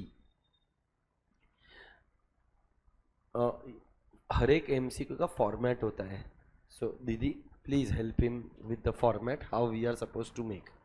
Next question number 64, आंसर नहीं आया मेरे को। Correct answer again, it is the expected level of satisfaction derived from consuming the good. Next 66 65 हो चुका था। aim of a consumer in allocating his income is to maximize, you are correct, the answer is A, हमें हमारी total utility को maximise करना है। प्रेक्षा ने answer B दिया। मार्जिनल यूटिलिटी ना प्रेक्षा फर्स्ट यूनिट पे ही मैक्सिमम होता है, क्योंकि जैसे जैसे हम आगे कंज्यूम करते हैं वैसे वैसे तो मार्जिनल यूटिलिटी डिमिनिश हो जाता है। तो तेरे को तेरा मार्जिनल एडिशनल यूटिलिटी ज़्यादा चाहिए कि तेरे को तेरा टोटल यूटिलिटी ज़्यादा चाहिए, इसीलिए क्वेश्चन 66 का आंसर ए। चलो 67 C, can you explain why C? Which one of the following is not an assumption of indifference curve? बेटा constant marginal utility of money ये इंडिफरेंस कर्व का अजम्पशन है, तो किसका अजम्पशन है? डीएमयू का है, और डीएमयू मतलब मार्जिनल यूटिलिटी का अजम्पशन है, मतलब कार्डिनल मेजरमेंट का अजम्पशन है। तो क्वेश्चन में आपको क्या पूछा है? 4 में से एक ऐसा ऑप्शन ढूंढिए जो मार्जिनल यूटिलिटी, जो इनडिफरेंस कर्व एनालिसिस का अजम्पशन नहीं है। तो ये चारों अजम्पशन है, पर A B D indifference curve के अजम्पशन है, पर कांस्टेंट मार्जिनल यूटिलिटी वर्ड आया मतलब वो इनडिफरेंस कर्व का हिस्सा नहीं है, तो आंसर आएगा सी।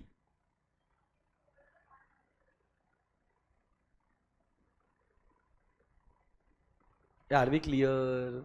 C is the answer. Next, 68. Correct. Next, 69. पक्का आया है सबको ये? All the points on one indifference curve give you the same level of satisfaction. Next, 70. क्या गलत है इसमें? करेक्ट. सो इंफीरियर गुड्स के लिए इनकम इलास्टिसिटी नेगेटिव होता है. बेटा ये हम लोगों ने पास्ट में किया है, राज को और हर्ष को नहीं आया रहेगा, बाकी लोगों को आना चाहिए. Next question number 71. बी बेवड़ा, absolutely wrong. The answer is A. It is convex to the ओरी. क्या बोलती है कुछ भी बेटा. MRS is constant. When is MRS constant? In case of perfect substitutes. बोला है क्वेश्चन में कहीं पर भी परफेक्ट सब्सटीट्यूट. तो जब सिर्फ इनडिफरेंस कर्व के बारे में बात किया, मतलब we are talking about imperfect substitute. Imperfect substitute goods के केस के अंदर MRS डिमिनिश होता है, तो आंसर बी नहीं हो सकता है. पहला प्रॉपर्टी ही था इनडिफरेंस कर्व्स आर, दूसरा प्रॉपर्टी मैंने लिखवाया था indifference curves are convex to the origin. बराबर. आगे बढ़ते हैं. ये मेरे को मतलब इतना सिंपल MCQ है ना, फिर भी मेरे को यकीन है किसी को नहीं आया रहेगा. सी एक्सप्लेन.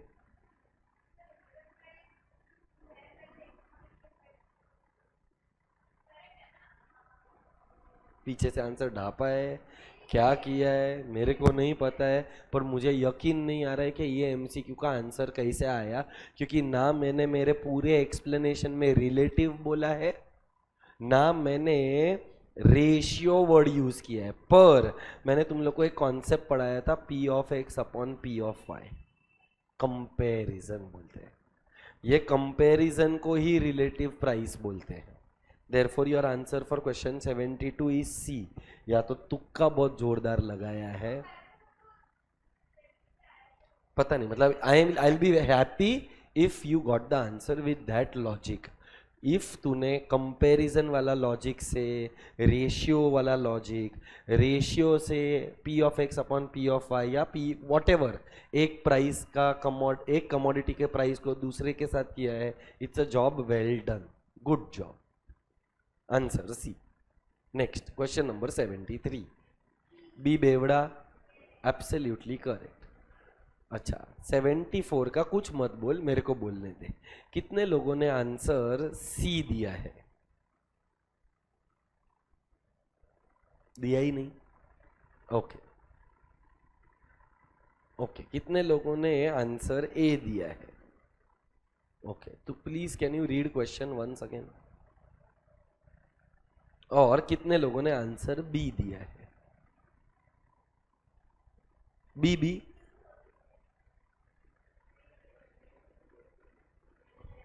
बी और सी दोनों, ए और बी किया है. तूने क्या दिया परीक्षा? बेटा बी और सी दोनों कैसा हो सकता है? सी नहीं है, क्यों?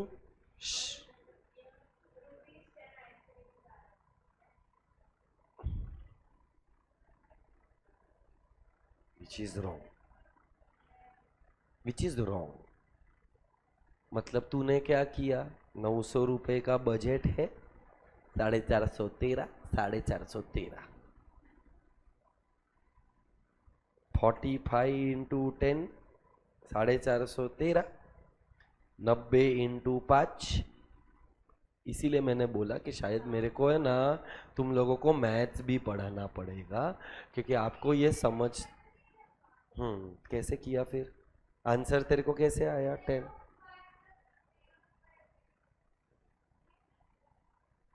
Can you please explain? Because I did not understand.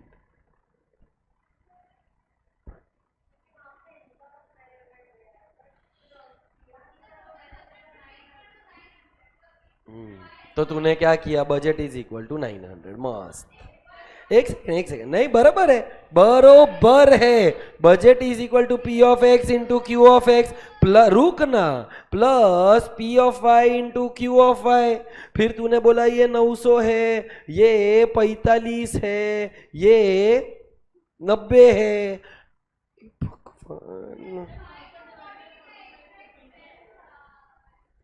ये लोगों को मैथ्स आता ही नहीं है. I am sorry to say, but you don't know it because you are acting stupid.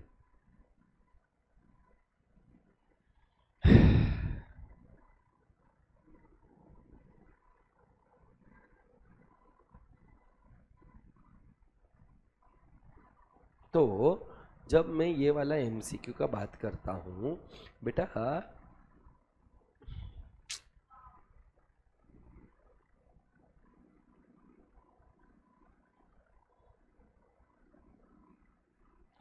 इधर 45 है, इधर 90 है, यहाँ पर चॉकलेट है, बराबर ना, और यहाँ पर आइसक्रीम है. ये तेरा आंसर में कुछ चेंज आया क्या क्वेश्चन पढ़ने के बाद? क्या आया तेरा आंसर? क्यों तेरा आंसर तूने चेंज किया बी पर? सो बेटा, when a point, Nikita, touches the x-axis, its y coordinate is 0. When a point touches y-axis, its x coordinate is 0. तूने क्या किया? 45, 90 का कॉम्बिनेशन लिया, जो है किधर मैं अभी तक सोच रहा है, क्योंकि ये 90 वाला पॉइंट अलग है, ये 45 वाला पॉइंट अलग है, और ये ना मैंने आज के लेक्चर में 3 बार समझाया तेरे को. When x is 0, y is 0, यहां पर भी तेरे को यही एक्सप्लेन किया था.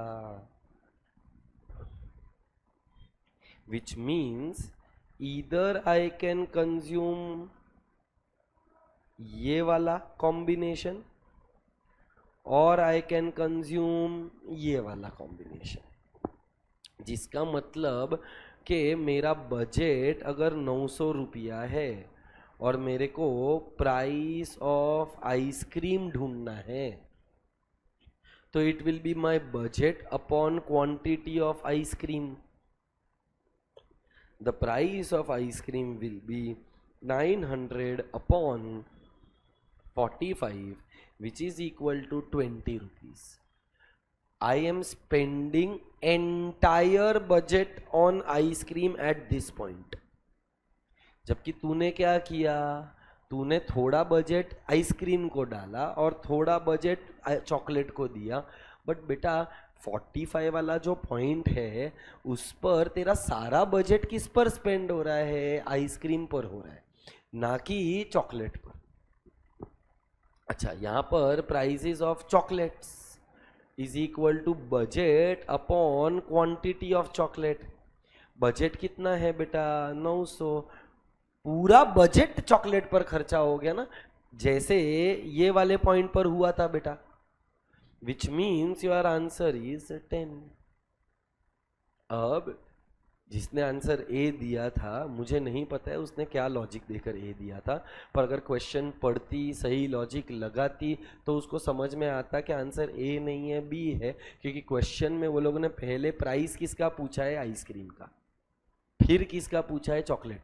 तो जिसने आंसर ए दिया रहेगा ना, उसने शायद पहले चॉकलेट का दिया रहेगा, फिर आइसक्रीम का दिया रहेगा, इफ ही और she had the right logic. जो मुझे तेरे में राइट लॉजिक दिखा नहीं, क्योंकि अगर राइट लॉजिक होता तो तुझे ये क्लिक होता वापस क्वेश्चन पढ़ने के बाद कि मैंने क्या गलती की है. और जो तो लोग मेरे को बी और सी बोल रहे हैं ना, मेरे को समझ में ही नहीं आया. बी और सी, ए और बी होता ना, मैं एक बार एक्सेप्ट कर लेता. I hope now I am clear with the explanation of this MCQ. Anybody who wants to write down the solution, please write down question number 74. लिख लो.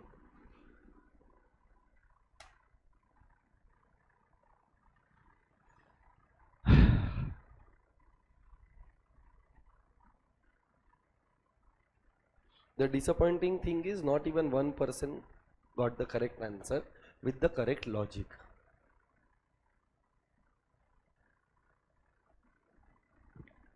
Please prepare for your CA foundation till the month of December.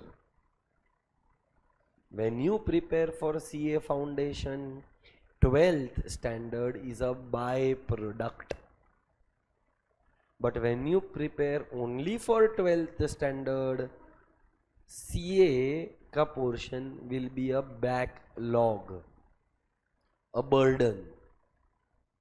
ये एक ही chapter है जो मैं फिलहाल CA foundation का करवा रहा है. अभी से जो भी करवाऊंगा 95% will be 12th, 5% will be CA foundation.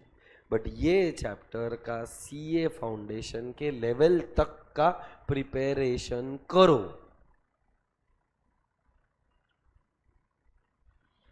I might keep a test on this chapter CA foundation, क्योंकि अभी मेरे को तो है ना तुम्हारे साथ एक ही भाषा समझ में आता है. जब तक टेस्ट नहीं रखूंगा ना तब तक तुम लोग पढ़ेगा नहीं.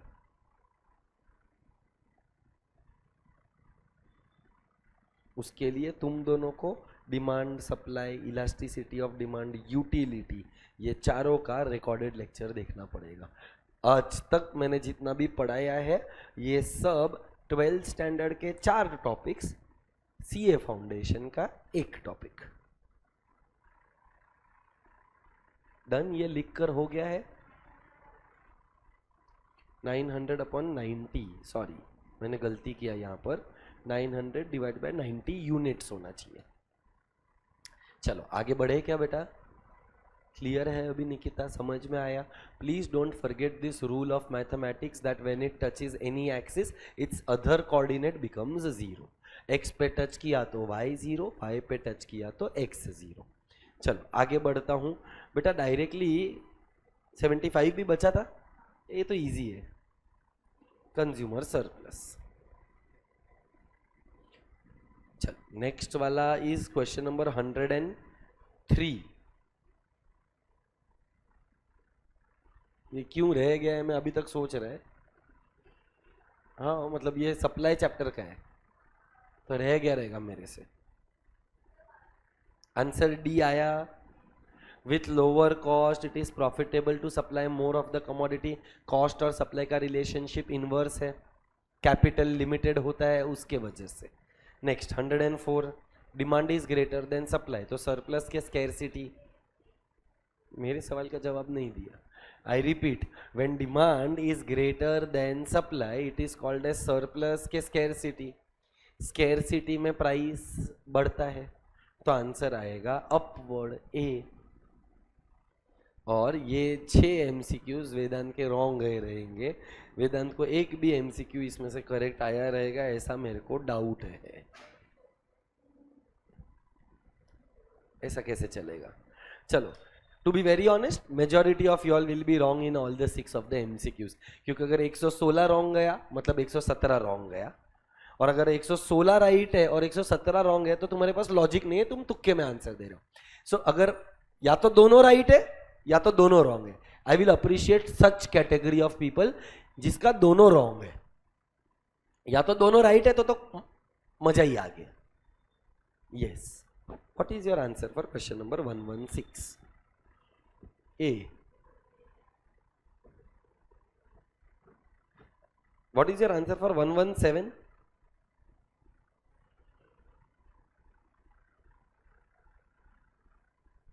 Both are wrong. So, in the given diagram, if the consumer is spending her entire income and is consuming point B, what is the advice you will give her? आप बोलते हो maximizing her utility at point B, which means हमने जो concept पढ़ा था वो तो गलत है क्योंकि यहाँ पर पॉइंट P था. आपने तो मेरे को बोला था कि पॉइंट R सिलेक्ट करो.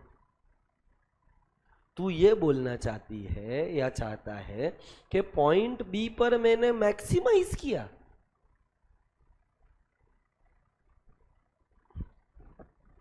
When is a consumer at equilibrium.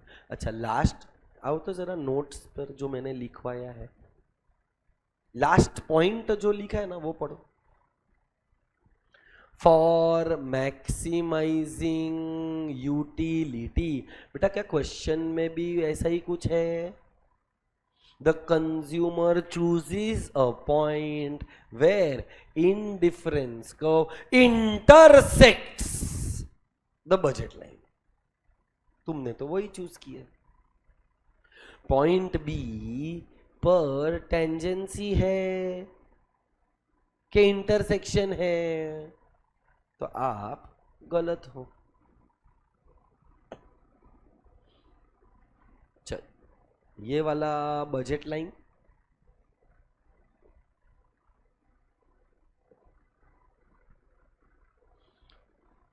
ये IC1 IC2 IC3 है बराबर।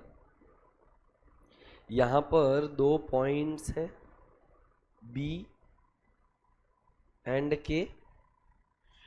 क्या B पॉइंट पर मेरा सेटिस्फैक्शन मैक्सिमाइज हो रहा है कि नहीं हो रहा है?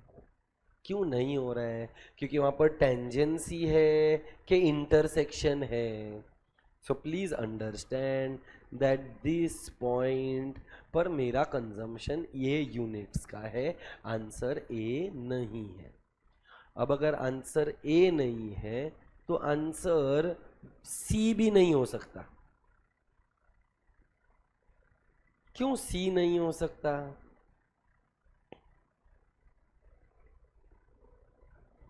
बोलेगा क्या कोई? बी और के तो सेम ही है। Not just indifference curve Nikita कहना है, सेम बजट लाइन भी है, तो बजट भी उतना ही है, सेटिस्फैक्शन भी उतना है। तो अगर बी पर मैक्सिमम सेटिस्फैक्शन नहीं मिला तो के पर भी मिलेगा नहीं। ए हाँ, अब डी देखो लग रहा है D is the right answer. रुक जाते हैं, पहले मुझे डी का बता, क्या डी सही लग रहा है कि गलत लग रहा है? तेरा लॉजिक सही नहीं है। Why is D wrong?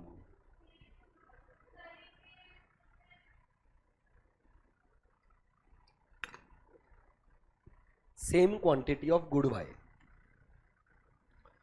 and more of good X will be below the budget line.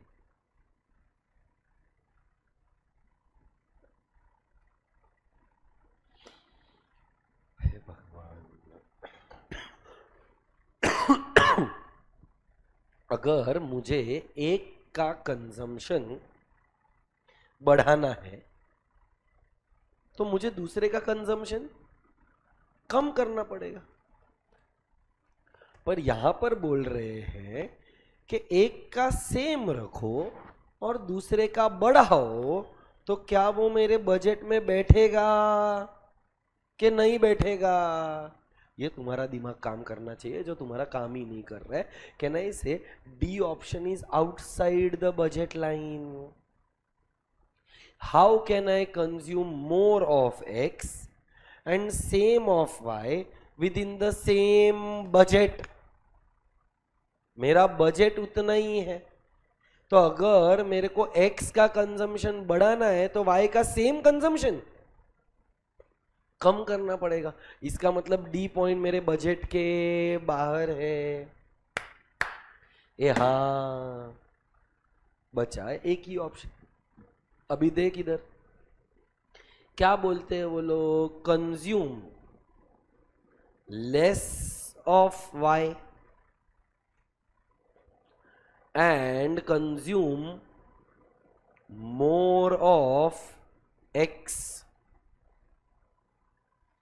तो मैंने मेरा y का कंजम्पशन कम कर दिया, x का कंजम्पशन बढ़ा दिया, in such a manner that I get some other point on the budget line. और शायद यहां से मेरे को कोई एक नया कर्व मिले विच कैन बी IC 1.5। जाने देना, मेरे को 1.5 है 2 है उससे लेना देना है क्या? Can I say that this is a better alternative than all the rest 3? Am I clear? Are you sure? So बेटा answer for question number 116 is option B. अब मेरे को चाहिए कि सब लोग 117 पढ़े और मेरे को एक रिवाइज्ड आंसर दो.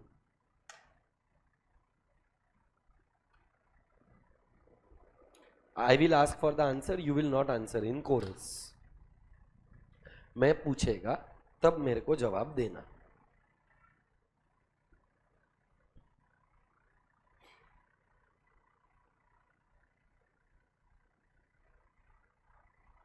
बोलो, क्या ए स्टेटमेंट ट्रू है? The consumer is not maximising her utility at point K, yes और no? True. The consumer is spending her entire income on both the goods because you are on the budget line, तो ये भी true. The consumer gets equal level of satisfaction on B and K, ये भी true. तो आपका answer आएगा D. Are we clear? Good. चलो, जिसका 118 गलत गया उसका 119 भी रॉन्ग जाएगा. वो आया ही नहीं क्योंकि कंज्यूमर सरप्लस का कॉन्सेप्ट नहीं आता रहेगा तेरे को.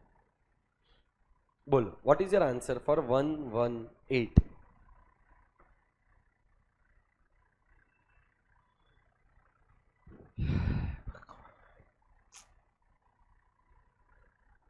किसी को भी आया है क्या?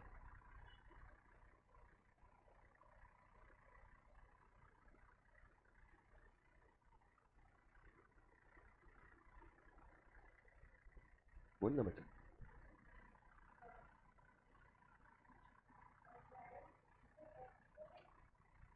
प्राइस ई से एफ कम हो गया, करेक्ट. क्या बात है निकिता, एक्सेलेंट.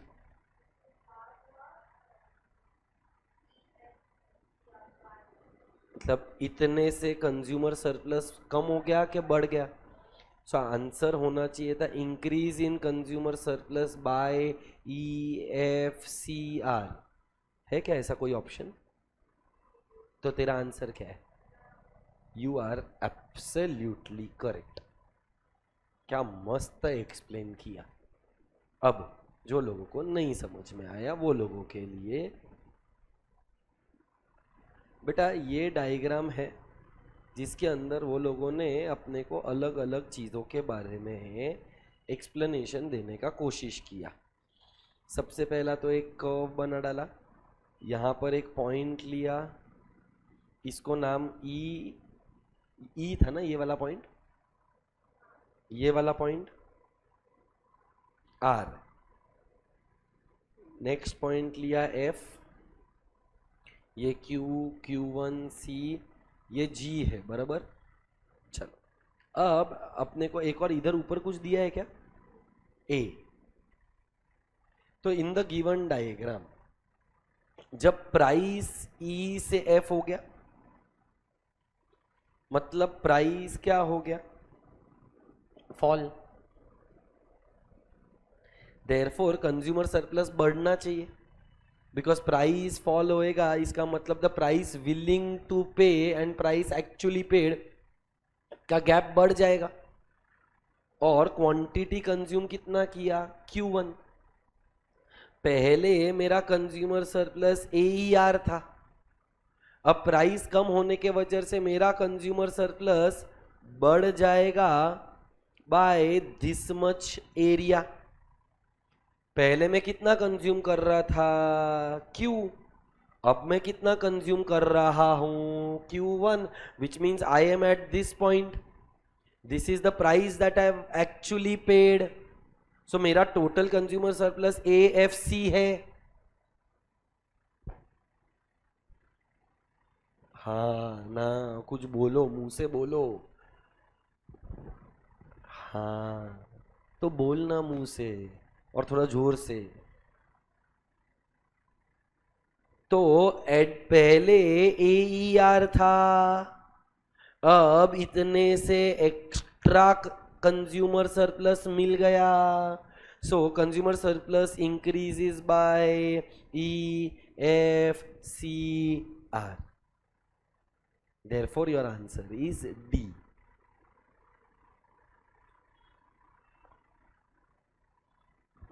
बेटा, if you have understood, can I expect a yes? And not understood तो बताओ, वापस समझाता हूं. नेक्स्ट वाला खुद से सॉल्व करो. अब प्राइस बढ़ गया है तो क्या कम होएगा? पर क्वेश्चन पढ़ा नहीं, मतलब तूने अक्षिता. क्या करती है ये लड़की, क्या मालूम यार. Can't we even read the question Akshita? क्या कंज्यूमर सरप्लस के बारे में पूछा है? अब तो क्वेश्चन ही चेंज हो गया है. उन्होंने क्वेश्चन में बोला है कि जब प्राइस बढ़ेगा तो टोटल रेवेन्यू बढ़ेगा. ऐसा मैं बोला कि क्वेश्चन में बोला है?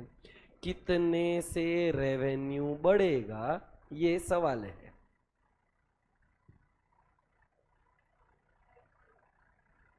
क्यों?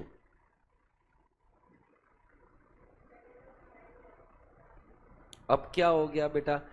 हम लोग F पर है और हो गया E, मतलब प्राइस बढ़ गया. प्राइस बढ़ने के वजह से यूनिट्स कंज्यूम्ड कम हो गए. एंड रेवेन्यू का फॉर्मूला P इंटू Q होता है. प्राइस E है, क्वांटिटी Q है, तो मेरा रेवेन्यू इतने से बढ़ गया. So when price rises, total revenue rises. Price rises, increase in total revenue. ये तो क्वेश्चन में ही दिया है. कितने से? तो पहले क्वांटिटी था Q1, Q1 से शिफ्ट हो गया Q, Q पर है पॉइंट G और ये R, तो ये E F G R से मेरा रेवेन्यू बढ़ गया. Either it is a yes or it is a no. Are we clear? Sure. The last MCQ.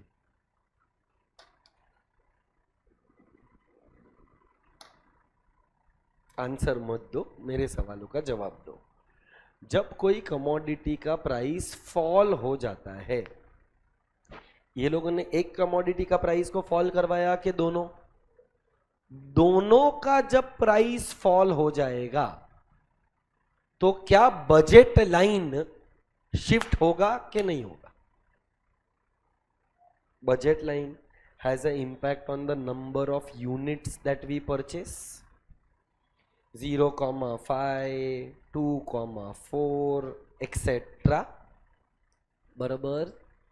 तो अगर दोनों कमोडिटी का प्राइस कम हो गया तो number of units purchased increase होएगा. इंक्रीज होगा तो क्या सेम बजट लाइन बनेगा कि शिफ्ट होगा? तो पहला सवाल, will the budget line shift. दूसरा सवाल, लेफ्ट में शिफ्ट होएगा कि राइट में शिफ्ट होएगा? क्यों राइट? क्या इंक्रीज हुआ है? हाँ, नंबर ऑफ यूनिट्स इंक्रीज हुआ है, तो अपन जब एक्स एक्सिस पर मेजर करेगा तो ज्यादा यूनिट्स आएगा. ज्यादा यूनिट्स मतलब राइट पर जाएगा. ए ऑप्शन सही है क्या? The budget line will not shift. अपन ने तो अभी जस्ट बोला शिफ्ट होएगा. किधर शिफ्ट होएगा? मतलब सी ऑप्शन भी गलत है, क्योंकि वो लोग ने बोला है कि लेफ्ट में शिफ्ट होएगा. अब या तो आंसर बी है या तो आंसर डी है. बी में क्या सही है, क्या गलत है? या क्या तुमको लग रहा है बी ऑप्शन सही है?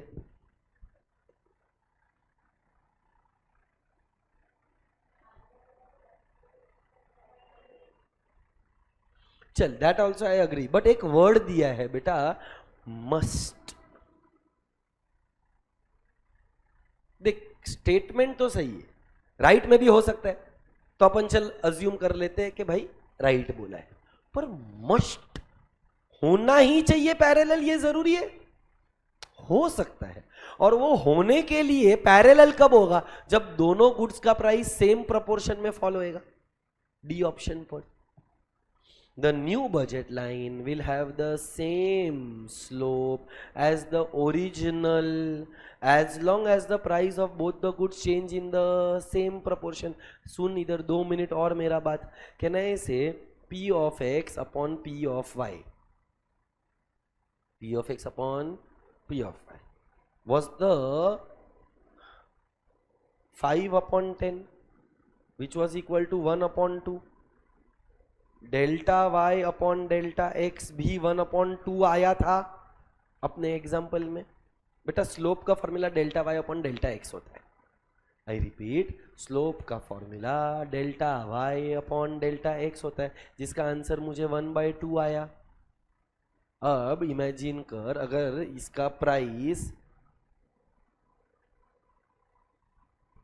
2.5 और 5 हो गया, दोनों का प्रपोर्शन सेम से है, दोनों का प्राइस 50-50% से गिरा तो भी आंसर 1/2 ही आएगा, तो भी स्लोप 1/2 ही आएगा. इसका मतलब the new budget line will have the same slope. पर कब? when the prices of both the goods change in the same proportion. Are we clear? Are we sure? पक्का समझ में आया है? मेरा बात मानो, आज घर पे जाकर है ना इनडिफरेंस को पूरा पढ़ो, क्योंकि पूरे ये वाले चैप्टर में सबसे बड़ा, सबसे हटके और सबसे डिफिकल्ट कॉन्सेप्ट यही है. So take photographs, complete indifference curves today itself.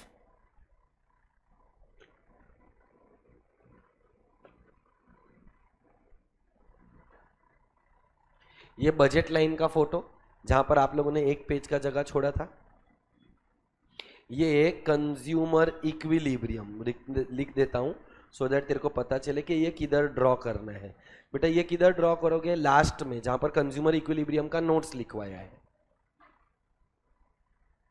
ये हो गया.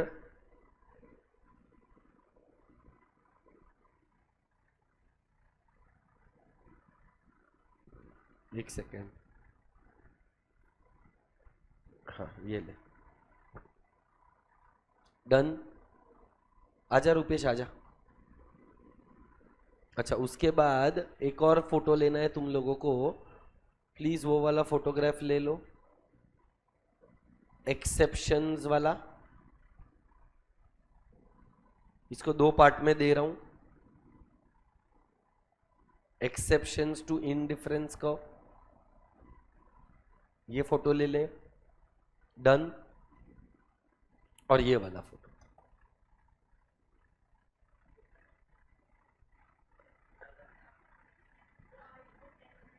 टेस्ट देने के लिए आई, मेरे को इन्फॉर्म किया था कि वो नहीं आने वाली है. मार्क एब्सेंट ही कर, पर फोन करने का जरूरत नहीं है.